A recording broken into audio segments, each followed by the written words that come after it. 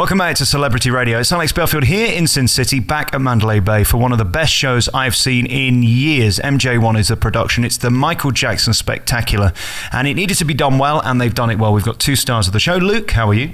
I'm good, thanks. How are you? Yeah, I'm delicious, thank you. And Jem, how are you? Fantastic. It must be tremendous, fantastic to be you, because you're given with this show a scale of production beyond anything we've got in the UK ever. Second only to MGM Car here in Las Vegas. This is enormous, this show, isn't it? It's massive. I mean, the amount of people it takes to put on something like this is colossal. And night in, night out, we're doing it 2 times a night. It's a spectacle in Las Vegas. What more could you want? I also have to say, I don't think I've ever seen a show anywhere in the world with such consistently brilliant dancing. I mean, these guys are phenomenal. What you do is breathtaking. And again, every time I see a new Cirque show, I think, can they come up with new ideas? Can they take it to the next level? And again, this show goes faster than any other show in Vegas. Yeah, I mean, it's high pace, and the dance standard, like you said, is huge. So it's 10 shows a week and just energy all the way through, and that's one of the main spectacles of it. But there's a few scenes which people haven't even seen before, so that's nice. What I love as well is you don't just focus on the up-tempo stuff, you use a lot of his ballads, because let's face it, that was a big body of his work, and you change the mood throughout the show, and you use the entire theatre. One dope decided to stand up at a moment when somebody was falling from the ceiling and nearly lost their head. You've got to really be aware of your surroundings here at MJ1, haven't you? It's such a pleasure to be able to get in the audience, with the audience, and interact on that personal level. You've just got to be aware of people. I mean, people are going to get up. If they need the toilet, they're going to go, and you've got to be aware of that. And that's one of the things that make it fun performing day in, day out, is the differences in each show like that. Is it sexy being you? Because I can't imagine for any performer, athlete or acrobat to be on that stage is really as good as it's going to get, with that sound system, which has to be one of the most magnificent I've ever heard anywhere in the world, and that light show, which again is on a scale of no other. That they're able here in Vegas to put on a show that can't move, and therefore it can be better than any touring show we'd get to see in the UK. How does it feel when you're up there and it's all going well? It's the best feeling in the world. And like you say, the sound system is amazing. The lights are ridiculous. And it's just a pleasure being part of something so huge. Like you say, it's not available in the UK. There's nothing this scale. So to give them the opportunity to come out here and be part of it, it's amazing. For you, this is a tribute show, really. I mean, you're not taking pops at Michael Jackson. This is not a making fun of him. You are absolutely paying homage to his music, to his dance, to his talent, really. What do you feel about Michael having done this show 10 times a week for months on end? Well, every time I'm out on stage, working hard, 10 shows a week, I just think back to his tours. The fact that this guy, he could dance on stage, and his performance was so embracing that, like, everyone wanted to watch him. Plus he could sing, he was a musician, and he'd had nearly, I think it was about 40 years of experience on stage. So this whole fading career that you talk about, I think people kind of saw him as such an icon and started drifting away from the fact that this guy was an ultra talent. And like you said, he did give a lot to it. So when you come and watch the show and you see this whole show being about him, it fills you with love, you know, and a lot of energy. It's great, especially when you see the scene like Man in the Mirror, especially when we were in the creation of this show. You're working long days, you're tired, and like you sit down and watch that number as a performer in the audience, and you look at it and you go, I'm proud of this, you know. It's something to be really proud of. And it's funny you bring up that song, actually. That is my favourite song ever by Michael Jackson, and certainly the most moving part of this show. It's beautiful. What are you? Let's talk about you as a performer. You're from Poole. You're a dancer, you're an acrobat, you're what? I'm actually employed as an acrobat, trampoline being my specialty, but I also have to do a few dance cues in the show, so I have got a little bit of a dance background. Before I joined Cirque, I was a trampolinist in the British team, so was Jem. And on the side, I did little bits of dancing and performing. And then after the sporting career, I wanted to have a go at performance. So, yeah. You make it sound like you're 72 years old. How old are you now? I'm 25 right now. Right. I retired from the sport at 22, which is quite young, but I sort of wanted to pursue other options. You talk about the trampolining segment of this show. I think it comes 2 or 3 times actually, but there's one bit where you're crossing each other and you go so high so quickly and fall so hard. The whole audience, as we do with all Cirque shows, wonders how you're still alive at the end of it. What is the physical toll on you, bouncing so hard and getting so high up and then falling again and making sure you do it 10 times in a row? Well, I mean, it's physically demanding, sure, but this is something that people like me and Jim have been doing for years. I mean, 15 to 20 years we were competing and training hard to win, and then like you come into a show and you're still maintaining that level of physicality. You know, you have to look after your body, you have to train hard, and to get that reaction from an audience, you know, and it's more pleasurable than actually because you get it every night. You get that attention from the audience, and you see that what I've been training for my whole life, it's nice to be appreciated every night. It's cool. So you're saying you're needy, that's what you're saying? I think every performer is needy. That's for what sure. it's all about. Oh, I certainly am. Jim, let's talk about you. You're from Bournemouth, and I'll speak slowly for you. And you get here. How do you get here? Why do you get here? Why you? I mean, it's similar to what Luke said. I mean, I've been training my whole life as an acrobat, little bits of dance here and there, and then all the skills have come together, and luckily I got a call from Cirque, and there was an opening that fit my bill, you know. So then you've got to come and you've got to make sure you live up to that, and that's what it's important as an acrobat to continue pushing yourself, you know.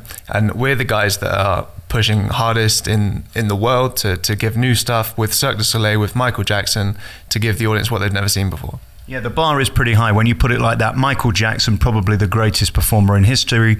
Cirque du Soleil, the greatest theatrical producers in history.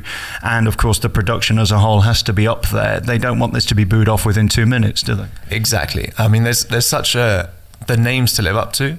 But that's what pushes you as a performer to make sure your performance every night is 110%. Because the audiences come in every night, have never seen it before. You know, you're doing this every night, but they're coming in fresh every night, and you've got to give them what they deserve to see. I sat there last night thinking this show was great fun, and just before it I'd interviewed Matt from the Chippendales, and I asked him the same question: could I have a go? I was wondering, could I have a go? The trampoline, it looks fun. Could I have a go in this show? Maybe I could get a role, you could put a word in. I'll see what I can do. I mean, it is fun. Like, it's the best job in the world as far as I'm concerned. That's why I'm doing it. I love doing it. I've done doing it my whole life, and so it's the most fun thing. I mean, yeah, we'll go upstairs, we'll talk, and we'll see what happens. I think so. What is harder for me when I do these interviews, the first time I saw O, it was very hard to get it across to someone in Britain how amazing these shows are. Cars certainly is, in my opinion, the biggest, most spectacular, brilliant show ever produced in the world anywhere, and this is second. How do we sum this up? I mean, how do we get people to realise how enormous this show is? Is there words that could explain how tested you are in this, how they push the dancers? The guy who he doesn't try to be Michael Jackson, but he's dancing like Michael Jackson. I mean, he's absolutely the top of his game. He's got to be the world's leading Michael Jackson dancer. There's many talents in the show, and I think to put across the message, you've already answered it. You've got Michael Jackson, probably the single best entertainer that ever lived. You have Cirque du Soleil, one of the biggest companies that has ever been around for performance, and you're doing it in Las Vegas, which is the center of the entertainment world. Those three things combined with a good bit of money, you know, like, you can put on a show that will blow everybody's mind. And when you say a good bit of money, what are we talking? $30, $40? What kind of? No idea. We're talking hundreds of millions, aren't we? I mean, we're talking a great amount of effort, time, and of course testing to get it right. From everybody, the whole team. You've got the technicians, you know, like the carpenters, the sound guys, lighting, the directing, the creation team, the acrobats, the coaches, the physio department. Like, you've got absolutely everyone all mucking in together to try and put on a spectacle, you know. And 8 shows on the strip, each one is going to give you something different. Like you said, you thought Carl was the most mind-blowing show you've ever seen. Well, have you seen a stage go 360? Exactly. I mean, really? Yeah. I mean, yeah, like that. And then you've got the beauty that is O, you know, and down the road you've got Love, which is like another tribute show to another legendary performer, you know. I then see how much technology goes into this show, and this is something that I, as the geek in me, I mean, I've got one tape recorder and a microphone and can break it at any point. There's a million things that could go wrong, and the expertise that has made sure that it doesn't is extraordinary. I guess there's as many tech guys behind the scenes as there are performers in front of it. Yeah, there's more. I'm not sure of the exact numbers, but there's probably double the amount of guys behind the scenes with day crew coming in to repair stuff every day, costume people, you know, makeup people, making sure we're looking our best every day. There's more people behind the scenes than just on the stage, and that's what you need to put on a show and make it run smoothly. Like you said, there's so many things that can go wrong, individual bits of machinery, bits of technology, and we've got the best people in the world working on these things to make sure it works every night. And it's amazing how often it works. Like from my point of view, it's so very rarely will something slightly go wrong, and it's unbelievable that it makes it happen every night. And again, there are costumes that light up in 4 million different ways, and there's 10 of them on stage. When I think of what you've got to remember, I mean, as performers, it's okay having the technology that goes right, providing you put on the right thing at the right time. This is all sort of killer, no filler, isn't it? Like Jim said, like it's almost like an engine. You know, it's a well-run engine, and it needs maintenance, and it needs people behind the scenes doing that. 10 shows a week, and you're doing it the whole year round, and for many years to come, hopefully. So you become a very good professional, and it's the same with every individual that works in this show, and every individual that works on other shows along the strip. That's why it, you know, that's why it works. It's that simple. I've always said before, Jim, I get very insecure seeing these shows because I'm just an idiot who talks for a living. There's no skill involved in that whatsoever. When I see you guys do what you do, it's a life's dedication, it's a life's craft. And congratulations. Seriously, if you come to Las Vegas this year, I've not seen anything on this scale. There is nothing as magical and brilliant and as well produced. And again, congratulations to Cirque Du Soleil. They know absolutely what they're doing, don't they? They don't muck around with it. They don't waste time. Exactly. I mean, there's a reason why it's been the leading company for the last 30 years, you know. They put on shows that no one else has thought of, that no one else has even conceived of, and they make it work year in, year out, and it's a pleasure to be part of that, to be honest. Why you? Do you wake up some mornings and pinch yourself and think they got the wrong guy? Every day I'm thankful to be here, honestly, and you have to be willing to know that, you know, someone else could have this job, and I'm lucky to have it, and this is what gets you to work in the morning every day. There's no such thing as luck. You clearly deserve it, all of you guys, seriously. I mean, I'm massively impressed by this. Very finally, how sexy is it being you here in Las Vegas? I mean, you're from one of the dullest places in England. I don't wish to be rude, Luke. There's no Las Vegas in Poole, is there? I mean, it's got nice food and fish and chips, but I mean, it ain't no Las Vegas Boulevard. Well, that's true. You do get appreciated from being an acrobat in the show, and like performing to an audience every night. You definitely feel loved, but home is home sweet home, you know.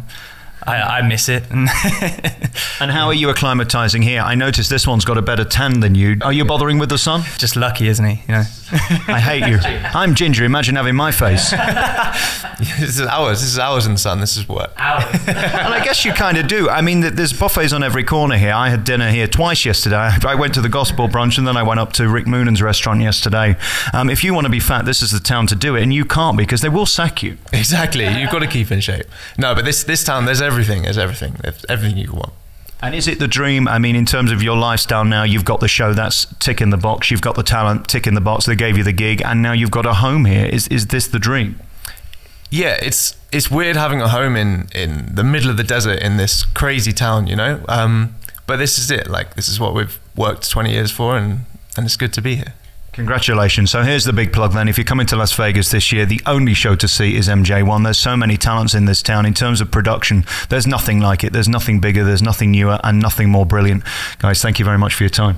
Thank you. Nice to see you. Thanks very much.